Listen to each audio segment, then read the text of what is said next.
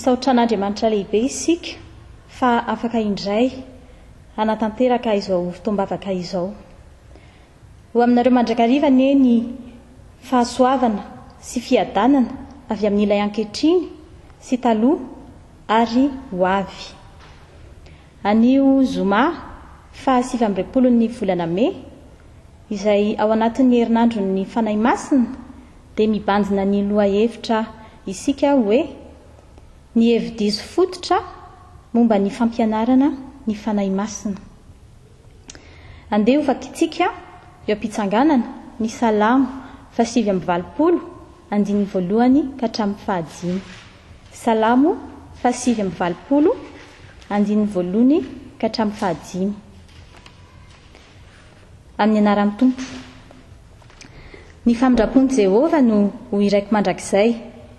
Hatramin'ny taranako faramandimby no ampahafantaran'ny vavako ny fahamarinanao. Fa hoy izao, ho tovonana mandrakizay ny famindrapo, ny fahamarinanao ampitoerinao any an-danitra. Efa nanao fanekena tamin'ny vofidiko aho. Eny, efa nianina tamin'ny Davida mpanompo aho hoe ampitoetra ny taranako ho mandrakizay aho. Ka anangana ny seza fiandriananao hatramin'ny taranaka faramandimby. Ary ny lanitra hideran'ny fahagagana ataonao Jehova o, ary ny fahamarinanao koa ao amin'ny fiangonan'ny olona masina. Amen. Iarahantsika manao ny hira fa 470 andininy voalohany hatramin'ny fahaefatra.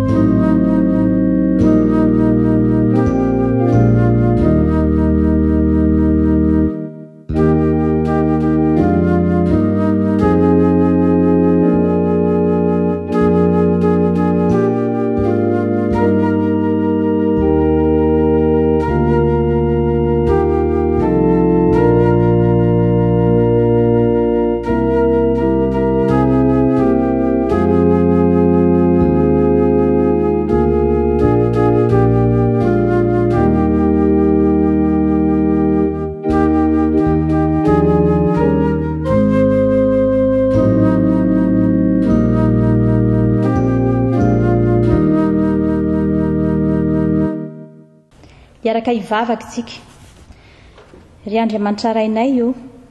izay nahary izao tontolo izao. Mankalaza anao izahay, mideranao, manome voninahitra ny anaranao. Misaotra anao izahay amin'ny famindraponao, ny fahasoavanao, ny fitiavanao izay omenao anay isan'andro.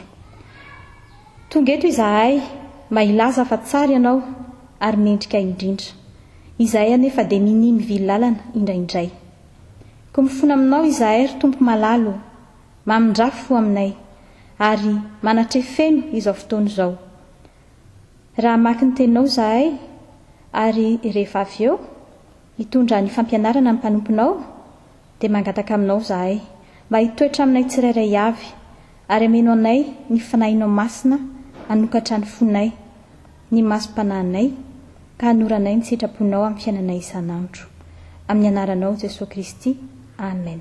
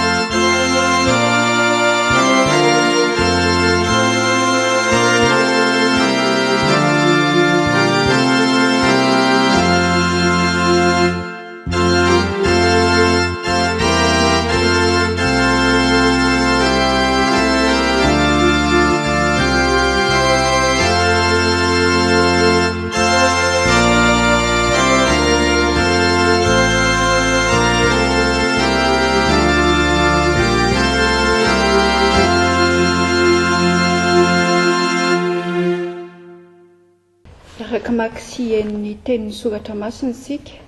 izany dia ho hitantsika ao amin'ny jaona 1 toko 4 andininy 1 ka hatramin'ny 9. jaona 1 toko 4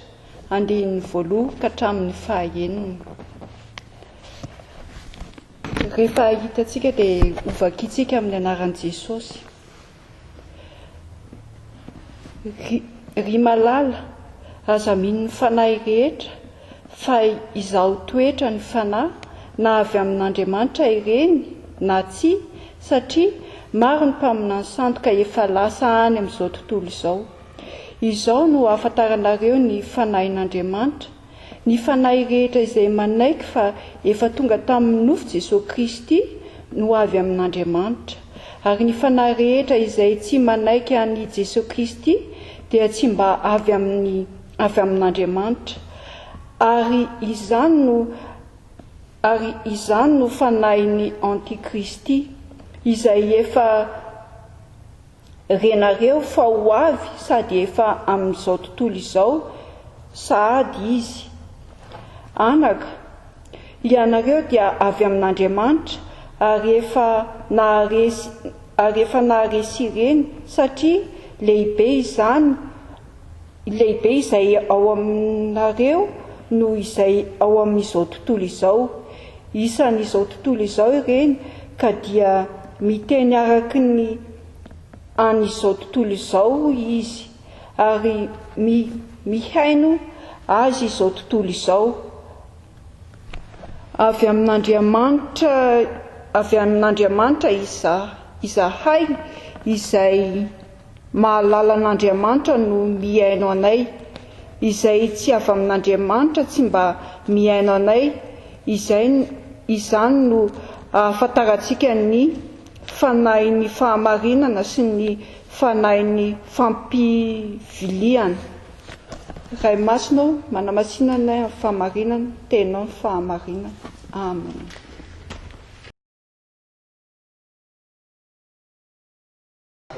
Miarahaba antsika rehetra ry havako tokantrano any manaraka izao herinandron'ny fanamasina izao ity zoma ity, ary manono ny fiadanan'ny tompo amintsika amin'izao akatoky ny pentekosta izao zomany io, dia ny lohahevitra izay nonomeny fieleketana ny ara-panahy resahana ry havako amin'ny fandariana mikasikan'ny fanamasina dia ireo hevi-dehibe fototra izay mahakasika ny momba ny fanamasina, ka rehentsika mivezivezy na voizina manerana izao tontolo izao na tamin'ny lasa zany na tamin'ny ankehitriny. Ny fotoanantsika moa voafetra lava dia lava, satria saika ny fampianarana momba fanamasina manontolo mihitsy no azo lazaina hoe misy zavatra izay tokony horesahana betsaka ao anatin'ny fiainan'ny kristianina ny fandalinana azy, satria misy fampianaran-diso izay betsaka no mivoy azy nananomarina kokoa miazona azy noho ny toe-javatra maro samihafa. Vitsivitsy amin'ireny ihany no azontsika resahana araka satria manapetra ny fotoana, manapetra raha teo koa ny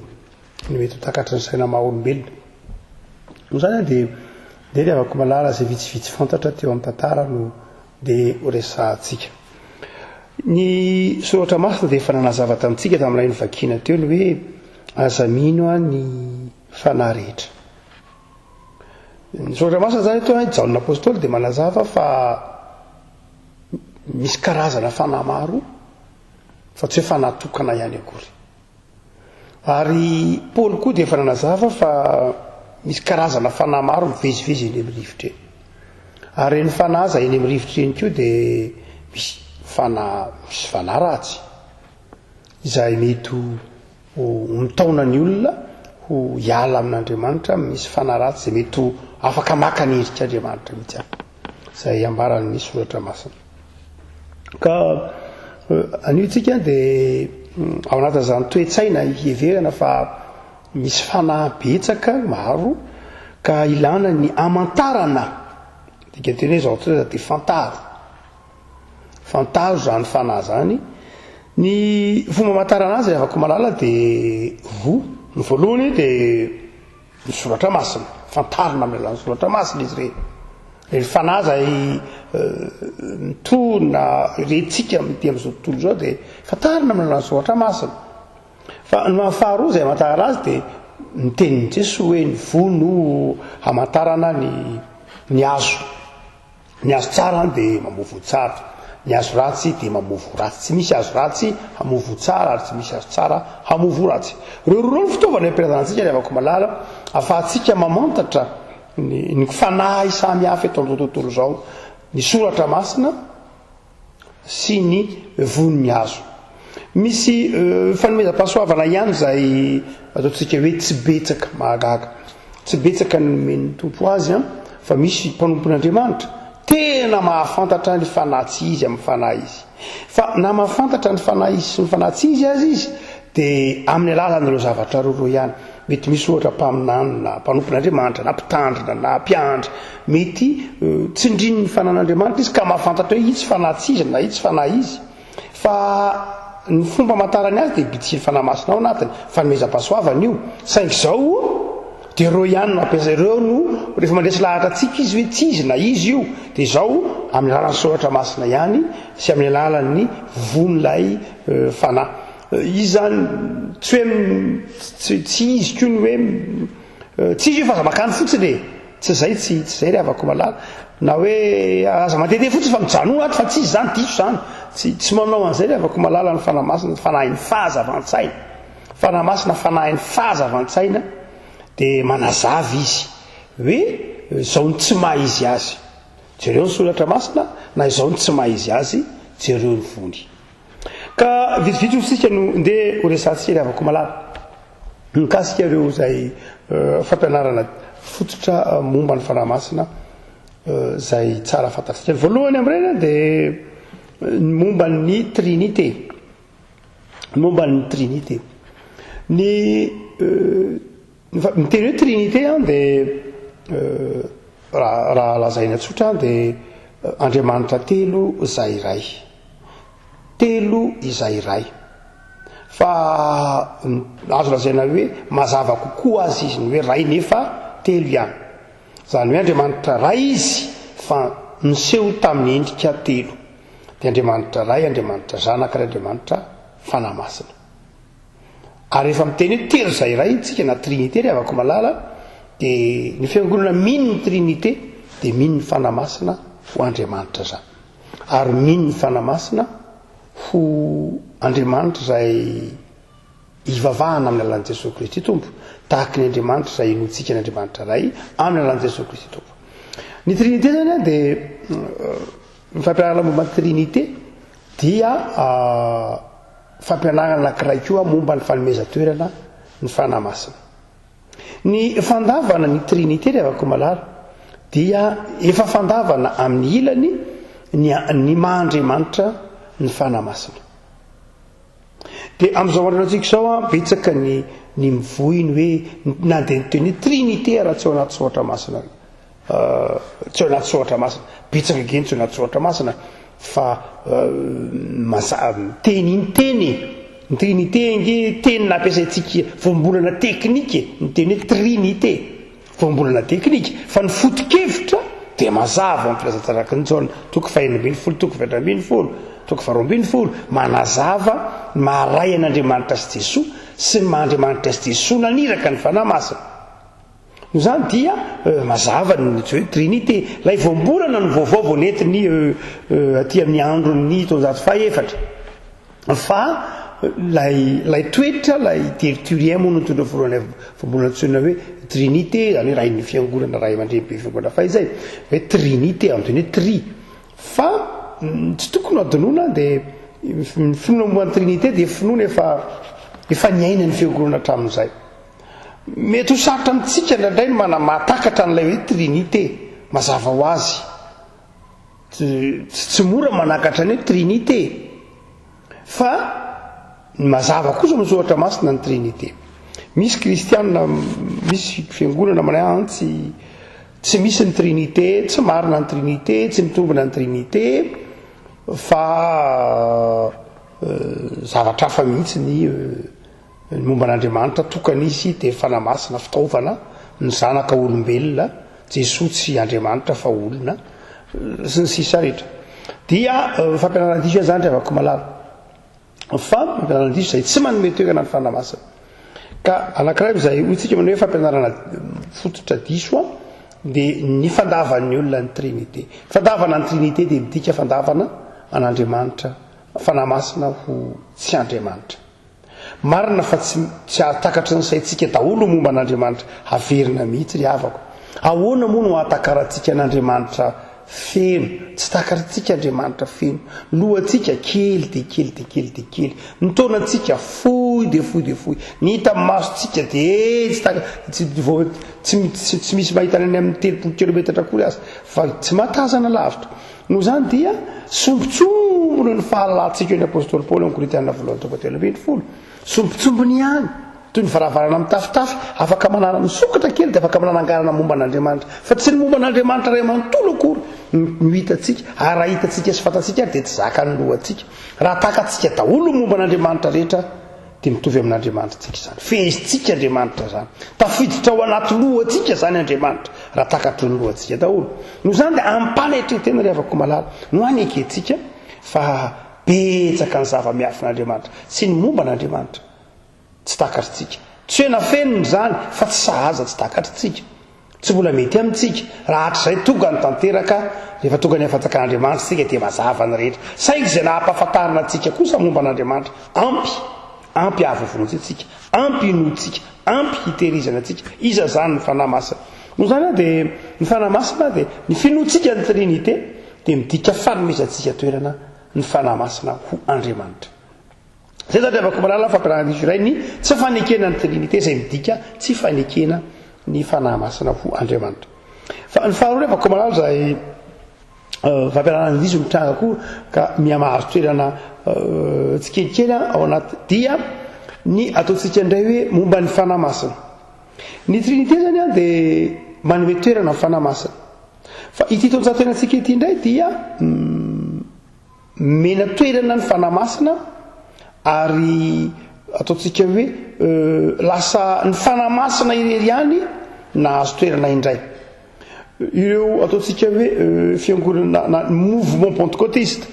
ntsony hoe mouvement pentecôtiste dia izay nipotra ny taonjato faharoapolo dia tena nanome toerana ny fanamasina izy tsy tokony adonoantsika fa ny concile de Nicée izay niavian'ny fanekam-pinoana Nikéana Constantinople Chalcédoine 500 sy ndraiky 700 dia ireo dia fanekam-pinoana izay ampianatanantsika io manazava fa ny fanamasina dia avy amin'ny ray sy ny zanaka idikevitra moa tamin'ilay filioke izay fandraisantsika tamin'ny mofony makany hoe ny fiangonana orthodoxe dia tsy manaiky fa ny fanamasina dia avy amin'ny zanaka ny fiangonana tandrefana kosa na ny katolika romanina dia nanome toerana ny fanamasina dia avy amin'ny ray sy ny zanaka fa tsy avy amin'ny ray ihany ny orthodoxe dia manao ihany fanamasina dia avy amin'ny ray ihany fa tsy avy amin'ny zanaka mety maivana ny rehetrentsika zany fa tsy maivana zany rehefa tena ampiarina amin'ny fotom-pinoana sy amin'ny lafin'ny pratika ary no hitoetsaina taty andrefan'io zany hoe ny fiheverana fa ny fanamasina dia nivoaka tamin'ny ray sy ny zanaka no nahatonga ny tandrefana nanome toerana nanamaivana ny toeran'ny fanamasina ary nahatonga kosa ny orthodoxe nanome toerana bebe koa ny fanamasina dia tao anatin'ny arivo taona teo eo zany indraindray adiny ny asa fanamasina azy ireo tsara fa na dia mitady ny tononkira momba ny fanamasina atsika dia vitsy zany hoe tononkira momba ny fanamasina manontolo zany fa saika momba ny Jesosy momba n'Andriamanitra ray izay tiatsika satria zokintsika raha itsika fa indraindray latsa-danja ny fampahafantaran'ny fiangonana ny fanomezana fiangonana toerana ny fanamasina indrindra ho an'ny fiangonana zanaky ny andrefana ao anaty zany ny katolika romana sy ny protestanta mitovy ihany samy nanome toerana ntsony hoe kristôlôjia nanome toerana ny momba ny Jesosy izay tsy zava-dehibe fa nanamaivana kosa ny ntsony hoe pneumatologie na momba ny fanamasina ny orthodoxe zany ry havana ny orthodoxe dia tena betsaka ny toeran'ny fanamasina fa ny toatrato faharoapolo no mipotra teto ambonin'ny tanto anatin'ny fiangonana ny fanomeza toerana ny fanamasina atao anatin'ny protestanta toatrato protestanta no mipotra n'izy io voalohany dia io no ntsony hoe mouvement pentecôtiste satria mampatsiaro lay pentecôte zay na pentecoste zay ao amin'ny asan'ny apôstôly toko faro ka nipoiran'ny totsika hoe ny fandalinana momba ny fanamasina ary miverina ny poitra indray lay tsony hoe batisa ny fanamasina sy ny hafa rehetra vokatra tsony hoe mouvement pentecôtiste io na ny pentecôtisme dia raha toka jerena amin'ny lafiny tantaran'ny fotompolona ny afako dia tena nanova zavatra teo amin'ny tontolo zao mihitsy ary azo lazaina hoe fifoazam-panahy mihitsy tao anatin'ny fiangonana ny toeran'ny fanamasina ny mouvement pentecôtisme zany ny pentecôtiste ary ny fifoazam-panahy zay ny fifoazana zany zay hitantsika eo anatin'ny fiangonana ny fifoazana na protestante Madagasikara o sahatsika io dia tena azo lazaina hoe nandray anjara lehibe na izan'izay ny fanginy zany fanamasina zany jereo tsara fa vao manomboka ny asa mpifoazana ry avako malala dia ny hira voalohany ao hira 570 amin'ny 100 hira fiantsona ny fanamasina mandrakariva zany hoe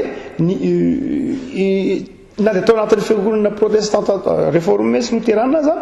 dia nahazo toerana tsy kelikely tamin'ny fitonjato ty ny toeran'ny fanamasina zava-dehibe zany avako malala ifanomeza toerana ny fanamasina zay mipoitra vaniny amin'ny mouvement pentecôtiste io afako dia tena zava-dehibe tokoa ary ankehitriny ary isika dia tazanareo lasa manao herinandro ny fanamasina tany alotsy nanao herinandro ny fanamasina zany ny fiangonana fa zao fiangonana manao herinandro ny fanamasina tena fanomeza toerana ilay fifoazam-panahy noentin'ny fanamasina famerenana ndray ny ataontsika hoe fandalinana ny fanamasina ao anatin'ny fiangonana sy ny asan'ny fiangonana ary dia inona ny mety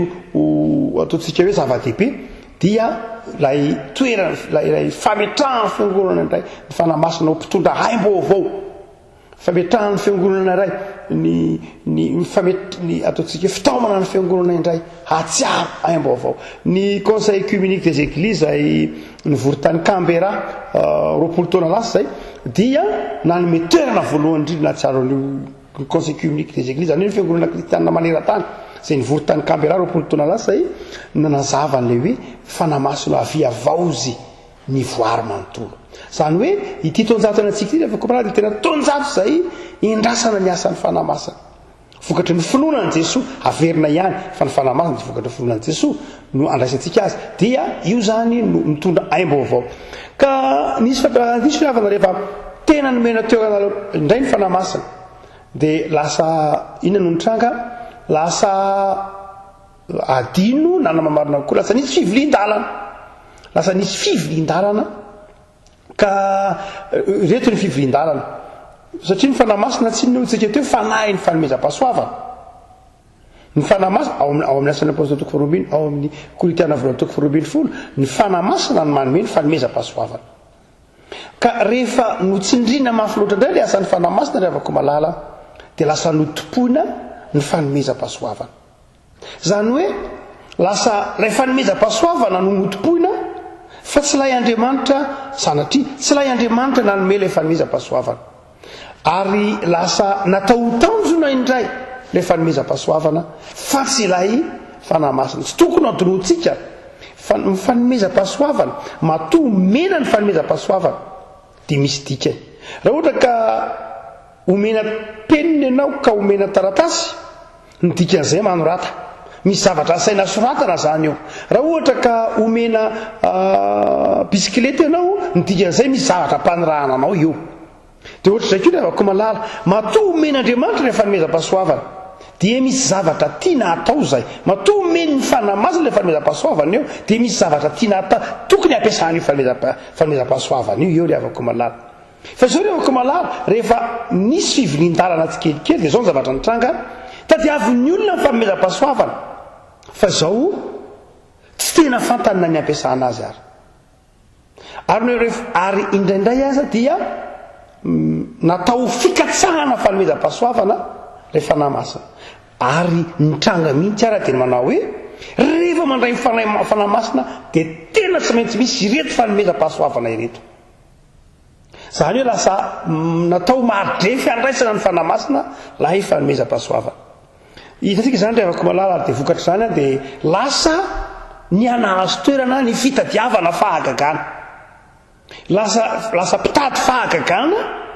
lay fiangonana na lay mpino lasa mpitady fahagagana izy no zay toejavatra izay hoe lay fanomezam-pahasoavana no nomeny toerana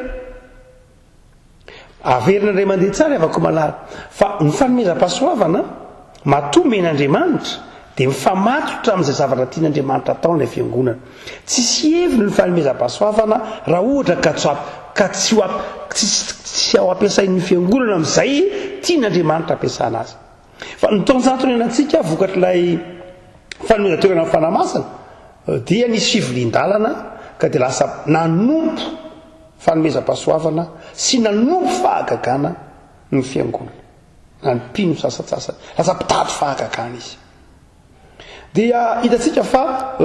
tsy izay ny fanahy masina ny fanahy masina raha toka manao fahagagana izy izay Andriamanitra tsy niova omaly sy niova ary mandrakizay raha ny fanahy masina tamin'ny andron'i Jesoa ihany tamin'ny andron'ny Isaia mpaminany ihany io fanahy masina manatrika antsika io le avako izany hoe ny fahagagana dia tsy afaka tian'Andriamanitra mbola toizana raha tiany toizana le avako malala ary afaka ajanon'Andriamanitra rehefa tiany ajanona fa tsy azontsika teren'Andriamanitra mbola hanao fahagagana tsy tsika no mibaiko an'Andriamanitra ry avako hoe hanao fahagagana indray zay tahaka ny nataonao tany Egypta na atao azo Andriamanitra ampiasaina indray koa nefa hoe hanao fahagagana indray fa ny rivotra enantsika kehitriny ao anatin'ny raha fampianarana fanahy masina zany dia lasa mivavaka isika lasa mpitady fahagagana lasa mpitady famantarana isika lasa adino ny finoana raha toa ka omena toerana ny kristolojia avako ny momban'i Jesosy Kristy tompo dia mahazo toerana ny finoana fa rehefa ohatra ka tsindrina mafy loatra ny fampianarana momba fanahy masina zay nitranga tamin'ity dia nanjary lasa nomena toerana indray ny famantarana zao rehefa ko malala tsy tokony adinoana fa misy ny famantarana dia misy ny finoana rehefa tsindrina mafy ny fampianarana momban'i Jesosy dia mipetraka tsara ny finoanan'i Jesosy tompo sy mpamonjy finoan'Andriamanitra ho fitiavana finoan'ny fanahy masina ho mpitady fa nisy fivolian-dalana tsika tsy manamaivana asa fanahy masina kehitriny tena manomeza toerantsika fa mitarina koa tsika rehefa ko malala fa misy fivolian-dalana zay manamaivana ny finoana fa manome toerana kosa ny famantarana toy ny manao hoe asehoy ary fa marina ny fampianaranareo ary atogatra amin'ny lasa mihitsy ara hoe zay dia tsy rehefa mitory dia tsy maintsy misy zavatra aretinay manapirofo ohatra fa misy Andriamanitra rehefa ko malala ny finoana dia tena fanekena amin'ny fotsotra sy amin'ny fitiavana sy ny fahatokiana fotsiny fa tsy hoe manao tahaka tsy fahadisoana akory ny mitady fahamantarana tahaka nataony Gideona tsy fahadisoana velively mihitsy fa ny hoe tsy ino raha tsy isy famantarana dia fahadisoana zany ry avako malala azany nefa dia mitsoka amin'izao andro ainantsika izao ary vokatray dia lasa materialista lasa mirona any amin'ny materialisme ny fiangonana lasa lay mpino moa zany rehefa ohatra ka mitoizana ihany lay fanompoana lay fanomezam-pahasoavana rehefa mino dia tsy maintsy misy fanomezam-pahasoavana misy fahagagana misy famantarana dia lasa mirona makany amin'ny materialisme zany hoe lasa ny fanahy dia zavatra tsy hita maso ary dia manjary lasa amin'ny alalan'ny zavatra hita maso indray zany no inontsika an'Andriamanitra raha tsisy fitahiana zany dia tsy ino an'Andriamanitra isika raha ohatra ka tsisy fanasitranana ve dia tsy misy Andriamanitra raha ohatra ve ka tsy misy fiarakodia vaovao raha ohatra ve ka tsisy akanjo tsara tarehy raha ohatra ve ka tsisy fisondratana avancement dia tsy misy Andriamanitra raha ohatra ve ka eo mivavaka ka tsy nahazo valim-bavaka fa mbola tsy salama na sanatria izay ny fomba nesoan'Andriamanitra dia tsy misy Andriamanitra zany hatrany dia mahatonga ny hoe isan'ny fampianaran-diso zay nitranga amin'ny toetonjato enantsika ity dia ny vokatr'ilay fitsokana ilay fanomezan-toerana ny fanahy masina tsy lay fanahy masina zay Andriamanitra raisina amin'ny finoan'i Jesosy Kristy tompo fotsiny ihany fa lasa noeverina dia ilay fanahy masina loharano ny fanomezam-pahasoavana fotsiny ihany fanahy masina zay loharano fahasoavana fanomezam-pahasoavana zay iainana ao anatin'ny fiangonana ka nahatonga fraireana na nahatonga ataontsika hoe famantarana hoe za dia mpino za dia masina za dia tsara fa mahay an'izao na mahay fahagagana tahaka izao dia fampianarana koa rehefa ko malala zay am'izao taonjato iainantsika izao ka ilana ny fizahanytoetra dia mikasika ny ataontsika hoe ny fanahymasina misaraka amin'ny soratra masina. Mazava fa ny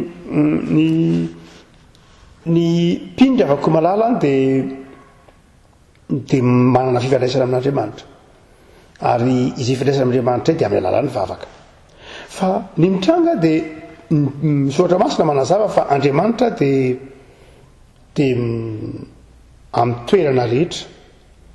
amin'ny zavatra rehetra izay nataony asany tanana. Dia misy fampianarana ankehitriny izay manao hoe Andriamanitra nge afaka miteny amin'ny zavaboary. Fanaon'Andriamanitra zany afaka malala amin'ny testamenta taloha hoe Andriamanitra dia niteny tamin'ny kotrokorana, n'Andriamanitra dia miteny tahaka tamin'ny rivotra, zany hoe azon'Andriamanitra miteny amin'ny alalan'ny horohorontany. Zany hoe misy fampianarana ankehitriny izay manao hoe tsy ny baiboly ihany no miteny an'Andriamanitra fa ny zavaboary koa. Ohatra hoe mijery an'iny hazo io dia ohatra ny mahita tarehan'Andriamanitra amin'io hazo io dia io hazo maniry io ohatra mitsika amiko Andriamanitra ankehitriny.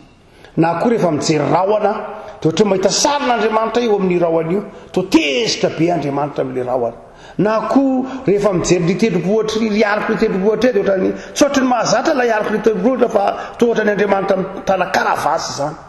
Zany hoe ndraindray afaka malala misy fomba fijery ankehitriny izay ataontsika hoe tsy ilay Andriamanitra izay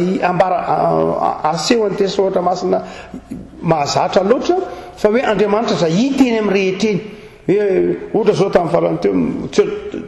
taona vitsivitsy lasa ilay hoe ny sarin'i Jesosy izay hitan'ny olona teny amin'ny habakabaka dia sarin'i Jesosy nitsangana dia zany hoe marina loatra fa Andriamanitra dia hita ao amin'ny zavaboary, fa tsy hoe hita Andriamanitra tsy manana endrika manokana ry havako. Andriamanitra tsy azo atao sary, tsisy nahita an'Andriamanitra, tsy azo sary an-tsaina ny endrika Andriamanitra, ny finoana atao anatintsika no afantarantsika fa ataontsika Andriamanitra zavaboarin'Andriamanitra ry havako malala dia maneho an'Andriamanitra ny fahatsarany ny rivotra ny kintana ny ranomasina, ahitanao ny fahendren'Andriamanitra. Fa tsy manao ny endrika Andriamanitra hoe lava volombava ve Andriamanitra ohatran'izy tsy izay ry havako malala. Fa ny fampianarana enantsika ankehitriny dia mitady endrika Andriamanitra any amin'ilay zavaboary, mitady endrika Andriamanitra eny amin'izao rehetra izao, mitady feon'Andriamanitra eny amin'ny asa amin'ny tanana, mitady ahita an'Andriamanitra, hita maso azo tsapahitanana, mitady na amina fahitany na amin'ny alalana nofo io. Zany irany dia vokatry ny toerana lay fivindalana momba n'lay fanahy masina. Zany dia afaka malala dia mila miambina amin'ny fiangonana, ary io no nazavan'ny Jaona azy hoe aza mino ny fanahy rehetra. Dia rehefa roitiny izay toetra eny afaka malala dia manjary lasa mpitady an'Andriamanitra amin'ny fomba hita masony olona, ary lasa mora miniminy foana ary izy indraindray, mora miniminy foana izy, indrindra ny malagasy izay ny toetsaina malagasy nentim-paharazana dia mora latsaka ao anatin'izay toetsaina izay vokatry ny zavatra efa nolovana. Ary ny farany afaka malala dia izay mety fivindalana antsika ity dia ny fiheverana fa ny fanahy masina dia mipetraka koa amin'ny zavatra. Ny fanahy masina dia mety mipetraka amin'ny zavatra. Tsy dia afaka malala ny fanahy masina dia mipetraka ao anatin'ny olombelona. Ny tenantsika no tempolon'Andriamanitra. Mitenitsika hoe latabatra masina io, fa tsy hoe ao anatin'io latabatra io akory Andriamanitra ny fanahy masina. Tsy ry havako, tsy ao anatiny latabatra io Andriamanitra, fa latabatra masina io satria latabatra natao ho an'Andriamanitra. Ny mahamasina azy tsy izy itoeran'ny fanahy masina, fa izy ampiasainao izay amanana ny fanahy masina, izy ampiasainao olom-boahosy, izy ampiasain'ny fiangonana fanaka masina satria fanaka an'Andriamanitra. Tahaka izany koa ny ataovy ohatra hoe ny akanjo masina, ny akanjo riavana dia tsy itoeran'ny fanahy masina ty akanjo ty, ny akanjo masina ty, masina ty tsy dikevitra zany. Fa izao rehefa koa malala lay itsika izay manao an'ilay asa masina, itsika izay norakofan'ilay akanjo tahaka ny nandrakofan'ny fanahy masina atsika. fa zao rehako malala ny malagasa ny fanahy ivelany fanahy masina kosa to ve ny fanahy tsotra dia inotsika fa mety mipetraka amin'ny zavatra izay no mahatonga atsika mieritreritra n'izay indraindray satria ny finoana tsy ohatra hoe ny animisme ohatra dia finoana fa ny fanahy indorazana na misy fanahy hafa mety mipetraka amin'ny zavaboary zay ny antsoiny animisme mety hoe fa misy fanahy zay azo afaka mitsofoka amin'ny hazo mipetraka amin'ny hazo mitsofoka amin'ny rano na ny totemisme mety mipetraka misy fanahy mety mipetraka amin'ny biby sy ny tahaka izany dia eritreretintsika koa sanatrio tahaka izay ny fanahy fa fanahy masina dia avako malala fanahy mihaja ho tsika fanahin'Andriamanitra mitoetra ao anatin'ny olona fanahin'Andriamanitra tsy sanatria hipetraka amin'ny biby na asan'ny tanan'Andriamanitra aza ny biby vakio tsara ny bokin'ny Genesis fa tsy nanisy fofinaina mahavelona amin'ny biby Andriamanitra fa velona izy fa ny olona ihany minona sy ny fofinaina mahavelona milazana fa ao anatin'ny olona ihany ny fanahin'Andriamanitra misy aina velona ao anatin'ny biby vakio tsara ny bokin'ny Genesis fa tsy nasiana fofinaina tahaka fofinaina mahavelona tahaka ny olona kory ny biby fa velona izy sy mahatonga ny tsy manana ilay fanahy izay toerany fanahin'Andriamanitra kory ny biby fa aina ihany izy fa ny fivavahana nentim-paharazantsika malagasy sy ireo vavahana hafa izay ataontsika hoe any Inde amin'ny toerana maro samihafa hitantsika ireny no mino fa mety mipetraka amin'ny zavatra hafa ny fanahy ary ny fararatsy ary zay diova tenen'ny Paoly hoe ny mirivotra ny fanahy ny angatra ny tolo malagasy dia nafantatra tsara zany fanahy ny angatra ny matoto ny lolo dia ino zay ninonony tolo fa mety misy aminaty rano misy aminaty hazo mety mandehandeha eny sy ny sisa dia izay toetra zay kodratra no eritreretintsika ho toetra ny fanahy masina tsy riavako malala tsy zay fa ampianarandisy ihany zany mety isy fanahy tokoa mienjeny ananany eny fa tsy tokony hampatahotra ny mpino zany satria ny fanahy masina ao anatintsika dia ampy androaka ny fanahy ratsy izay mety ho manodidina atsika riavako malala noho zany a dia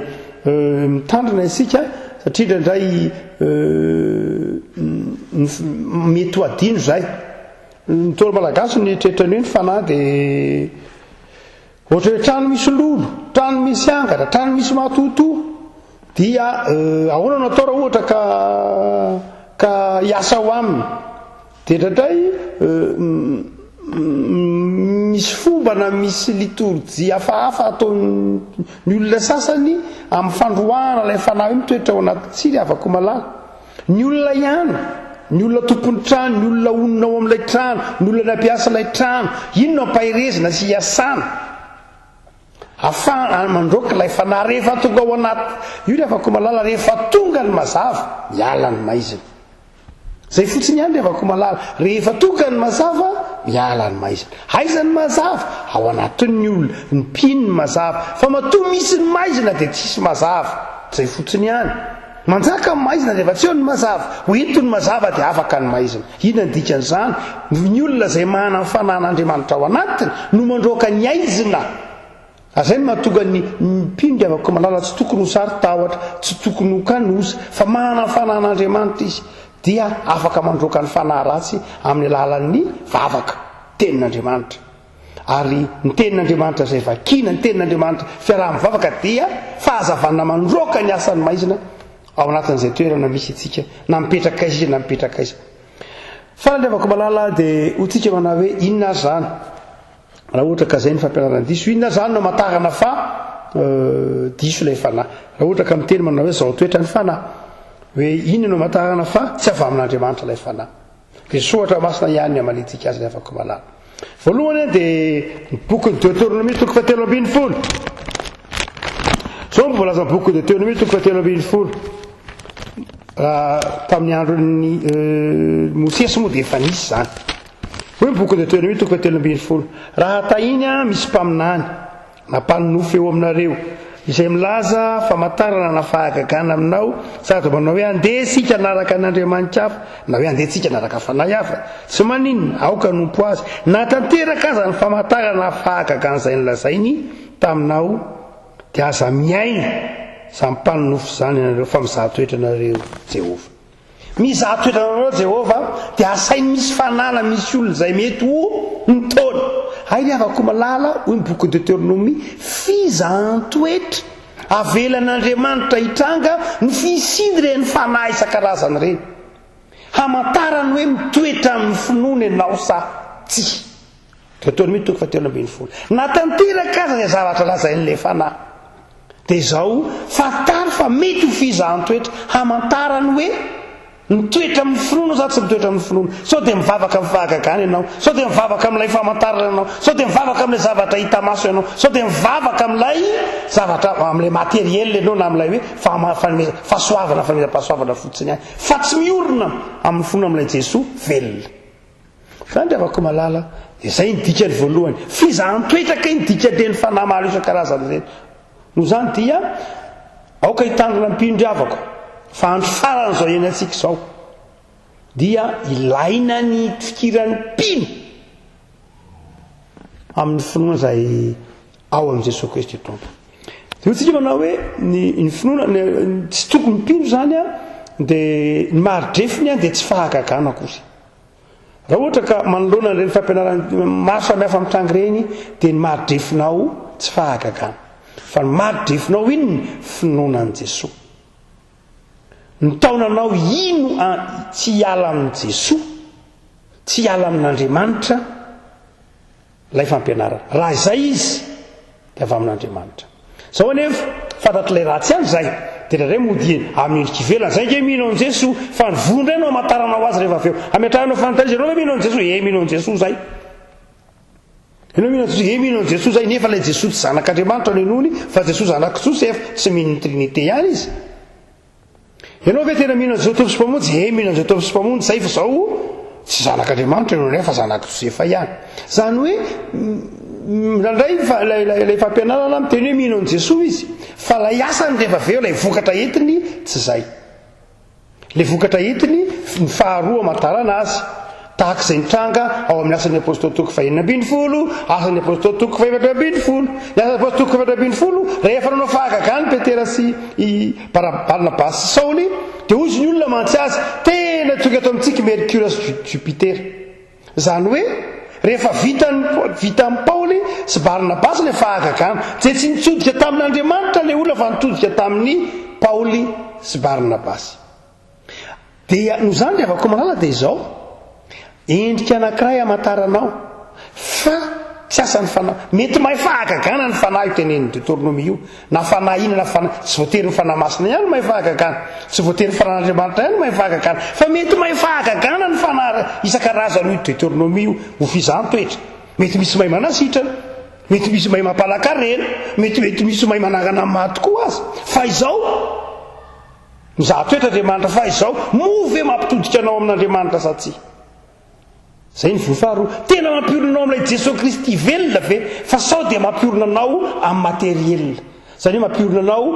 amin'ny eto ambonin'ny tany ihany, manao izay ahatamananao eto ambonin'ny tany ihany fa tsy manao anao tsy mitona anao ahatsiaro no mandrakizay.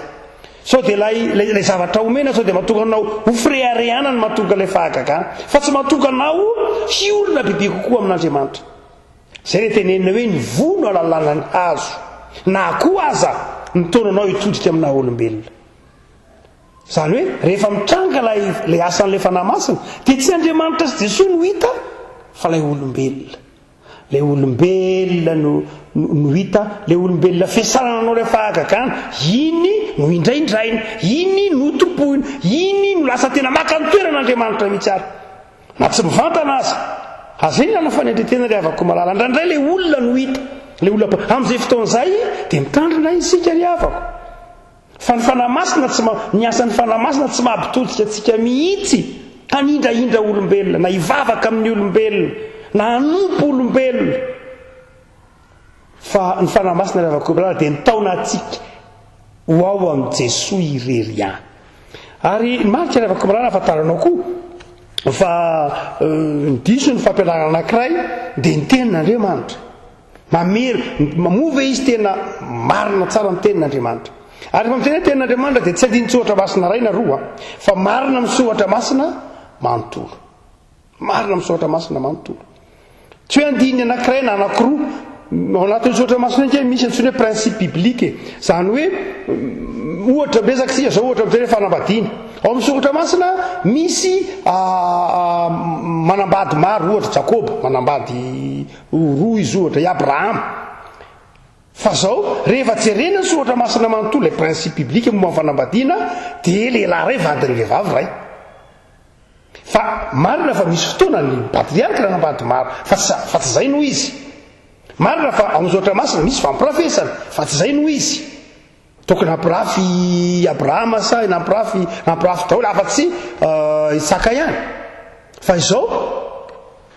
ny principe biblique zany rehefa vakilina soratra masina manontolo dia lehilahy ray vadiny vehivavy ray ka rehefa manamarina amin'ny soratra masina rehefa koa malala dia zay principe biblique zay hoe ny soratra masina manontolo no hitsarana azy fa tsy ny hoe boky anankiray amin'ny soratra masina ihany hoe asa ny apokalypsy ihany ve asa ny Jona ihany ve asa ny Luka ihany ve fa ny soratra masina manontolo no hitsarana azy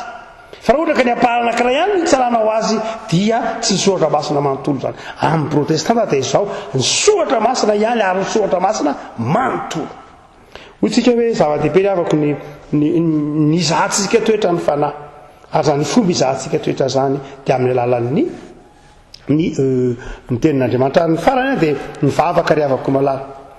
raha toka mety misy olona hitanao amin'izany dia mangataha amin'i Jesoa ny fijona vavolombelona anankiray zay niainanay rehefa dia zay nananamana dia tao anatin'ny fikabarana fony tanora moa zay dia teny amin'ny université dia mpamonjy reny cellule ntsona hoe groupe public universitaire reny any GBU dia nisy namanay tamin'izay fotoan'izay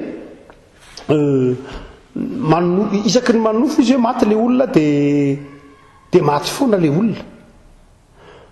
dia ozy izy hoe taona vitsivitsy lasa za ozy izy manao partage zany ao anatin'ny fifampizarana anatin'ilay cellule dia ozy zay ozy isaky ny manofy hoe maty raha amina dia zao ozy maty foanao tokoa le olona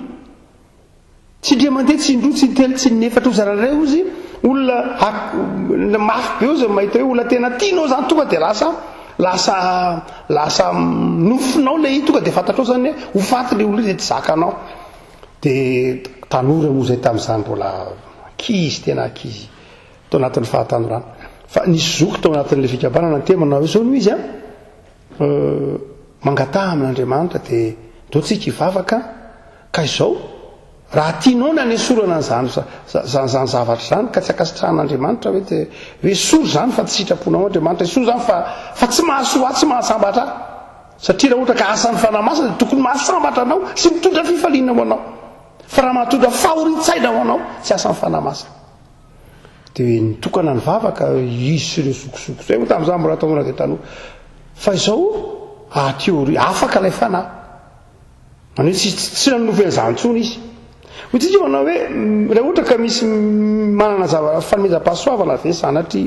tsy fanomezam-pahasoavana fa mety hoe fanahy dia azo ny atao tsara ny mangataka amin'Andriamanitra hoe raha tsy avy aminao ty Andriamanitra dia didiny amin'aranao Jesoa iala raha tsy sitraponao Andriamanitra ty fanahy ty fa fanahy mety mizaha toetra dia didiny amin'aranao Jesoa iala zany hoe azo atao tsara avako mala mangataka amin'Andriamanitra rehefa manafezatra anao rehefa fanahy na rehefa fantatro mampitsaratsara anao rehefa fanahy dia manatona ray aman-dreny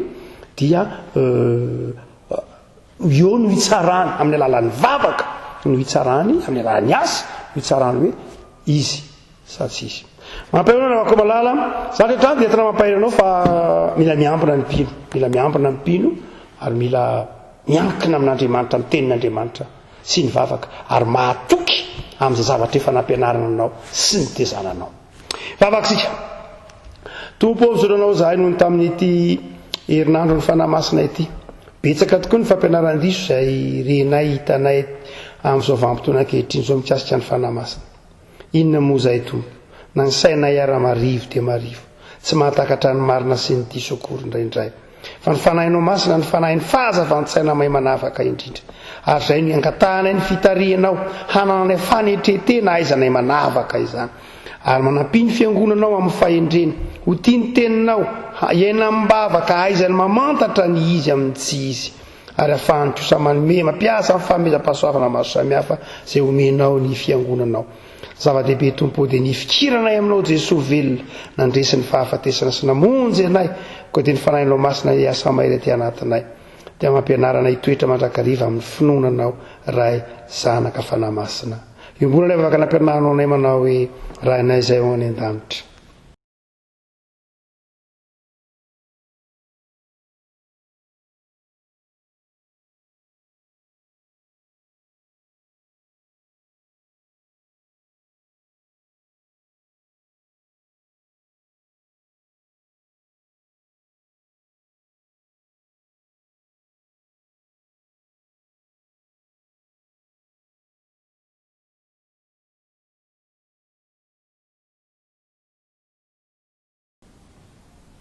Amen.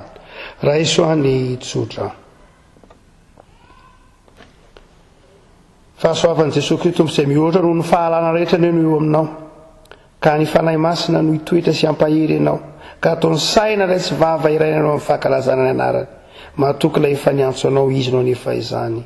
ho aminao ny fiatana. Amen.